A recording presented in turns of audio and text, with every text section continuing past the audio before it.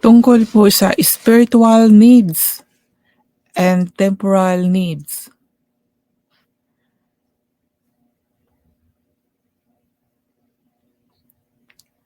Ang ating spiritual needs, kailangan natin eternal security, health of soul, strength, progress, love, faith, joy.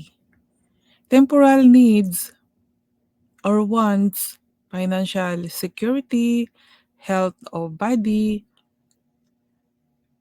relationships, career, and happiness. Yan po ano. So, atin pong talakayin po. May mga verses din po akong ibinahagi, no? Ito pong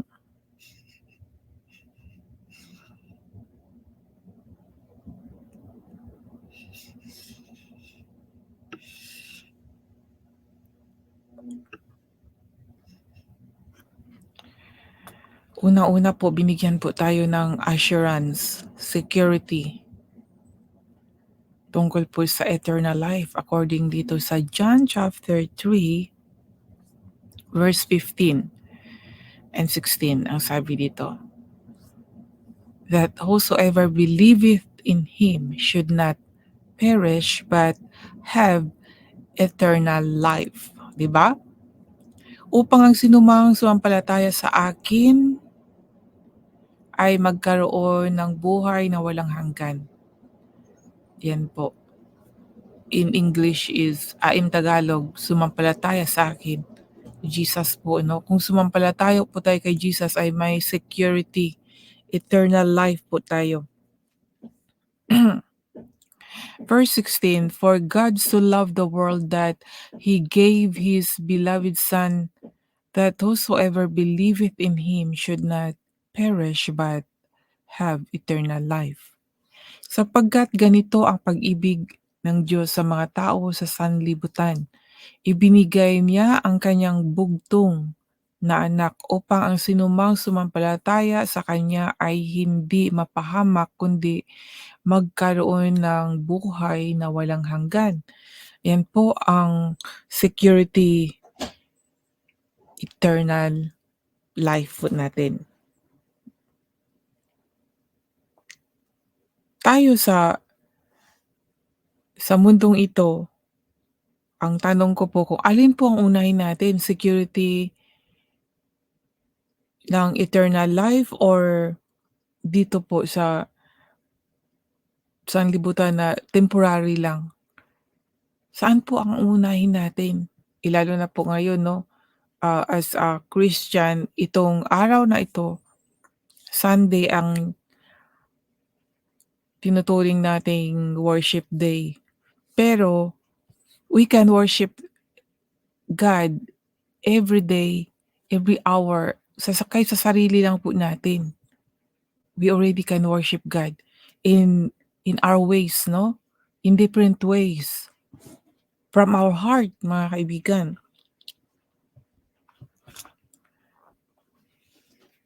Hindi natin hintayin pang Sunday para mag-worship sa Kanya.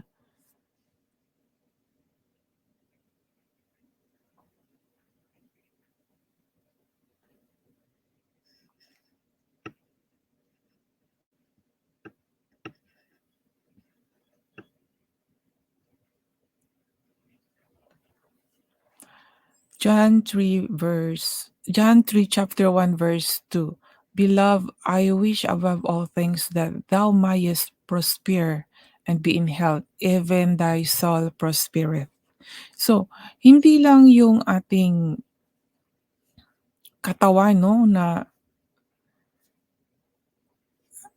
ating dapat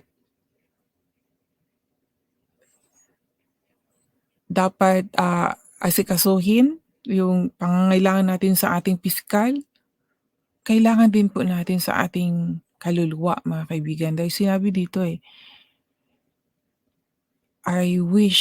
beloved, I wish above all things that thou mayest prosper, be in health, even as thy soul prospereth. kahit sa ating kaluluwa mga kaibigan, ay magkaroon din ng good soul 'no, good, mag-prosper ang ating kaluluwa.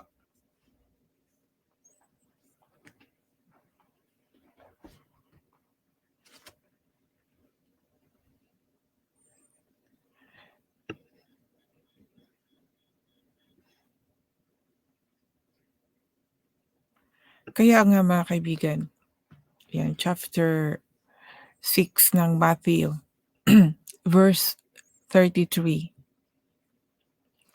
na sinabi, "But seek ye first the kingdom of God and His righteousness, and all these things shall be added unto you." Imagine mga kaibigan ano, kung totoo lang po talaga yung faith natin kay Lord. Minsan kasi 'pag magkaroon tayo ng mga problema na parang nawawala yung faith ano, na napo-focus ang mind sa problema imbis na trust in God kung ano man yung mga problema natin. Dahil sinabi sa Philippians chapter 4 verse 19, "But my God shall supply your need according to His riches in glory by Christ Jesus." God will supply mga kaibigan, alam niya, eh. Yung gusto lang talaga ng Diyos sa atin ay unahin natin siya, seek the kingdom first 'no, unahin natin siya and then ibibigay niya mga kaibigan ang pangangailangan natin. Kung meron man tayong mga problema o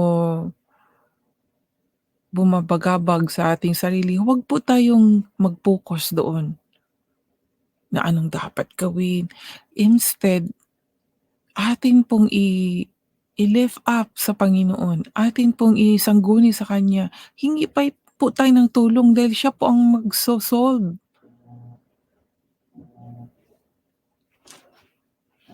Wag lang po yung sa ating sariling karunungan. 'Di ba sinabi nga sa Panginoon na don't lean on your own understanding. Mababasa natin diyan sa, Proverbs chapter 3 verse 5 and 6. "Do not lean on your own understanding, but trust in God." Kaya mga kaibigan, basahin natin itong buong some verses ng Matthew.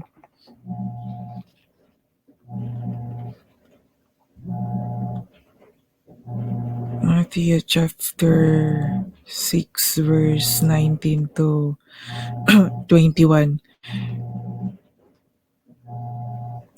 Tungkol po sa kayamanan.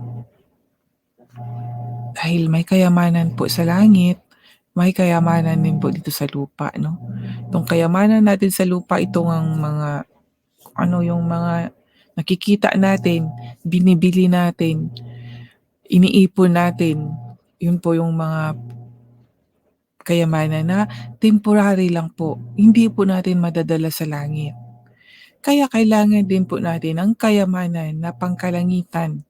Ano ba yun? At talakayin natin mga kaibigan.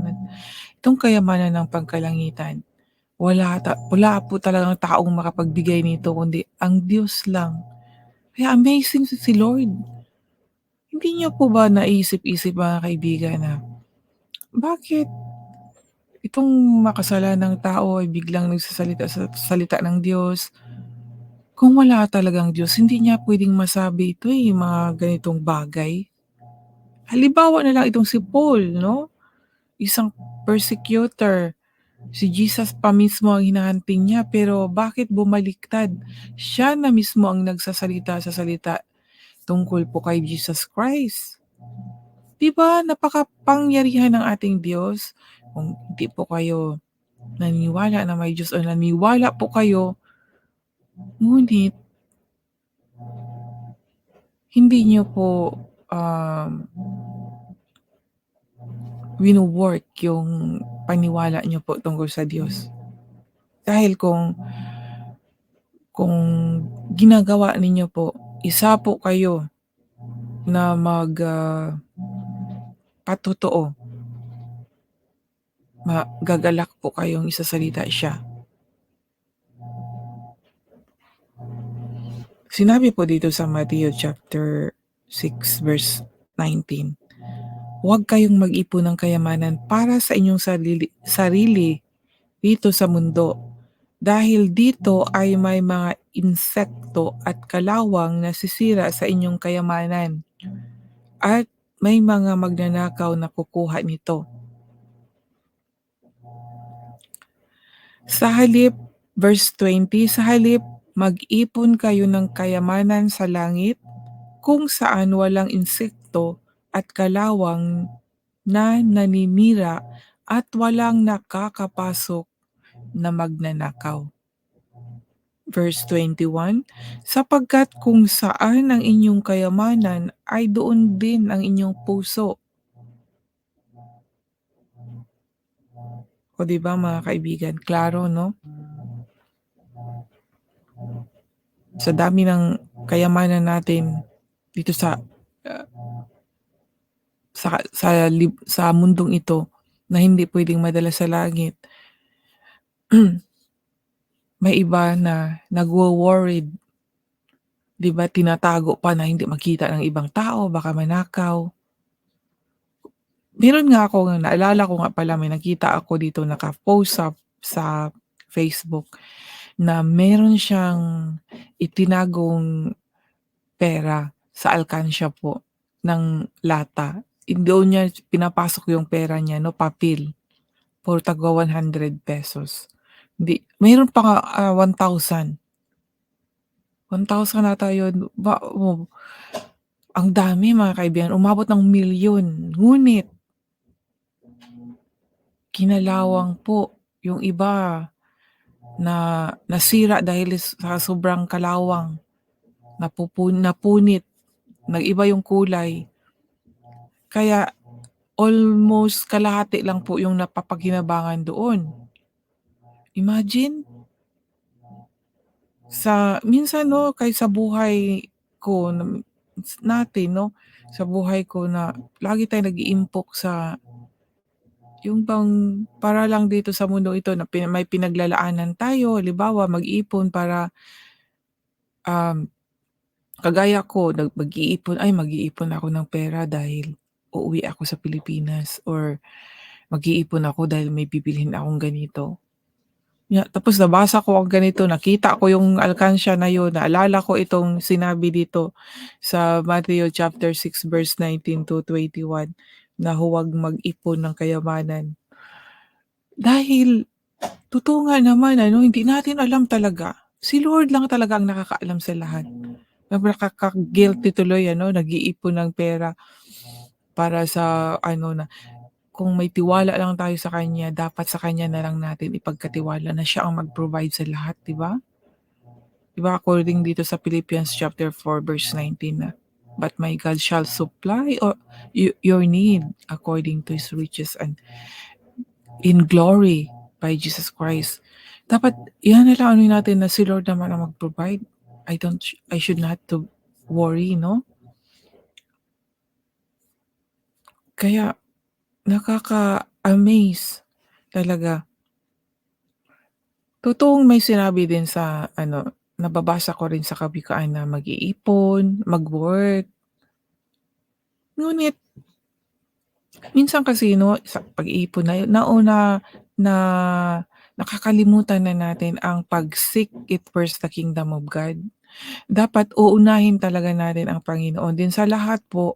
Magwo-work tayo, mag-iipon tayo, si Lord pa rin ang mag-ano noon, mag-provide, ibe-bless o kaniyang i-protect 'no, ang ating mga ginagawa. Sa pangunawa ko po. Kasi hindi naman tayo tutunganga lang din para magkaroon tayo ng gusto natin, 'di ba? We have to work also. Pero kailangan pa rin natin ng Diyos talaga na siya ang all in all, na sa kanya pa rin. Kahit na sa lakas natin dahil tayo ang nagtrabaho 'no, nagkaroon tayo ng suweldo dahil tayo ang nag-work, pero mga kaibigan, sa hindi lang sa pangunawa but based on my experience talaga, masasabi ko na si Lord pa rin talaga ang nagpo-provide, siya pa rin. Sino ang nagbigay ng lakas? Si Lord. Sa lakas pa lang kung meron po tayong grateful talaga sa kanya, yung thankful from our heart, si Lord pa rin, eh, ang lakas natin kaya natin nagawa ang trabaho natin. Kahit na tayo ay isang trabahador, ang lakas na nagbigay ang Diyos pa rin mga kaibigan. Dahil kung wala, puro mga makakaranas ng pagod, madaling mapagod. Yung stamina ba kumbaga ang energy ay madaling ma mawala kaya napapagod. Pero kung may Diyos po tayo sa buhay natin, kahit gaano pa kahaba ng ating pinagtrabahuan, may overtime pa diyan, parang wala lang. Kaya nakaka-amaze talaga ang Panginoong Diyos.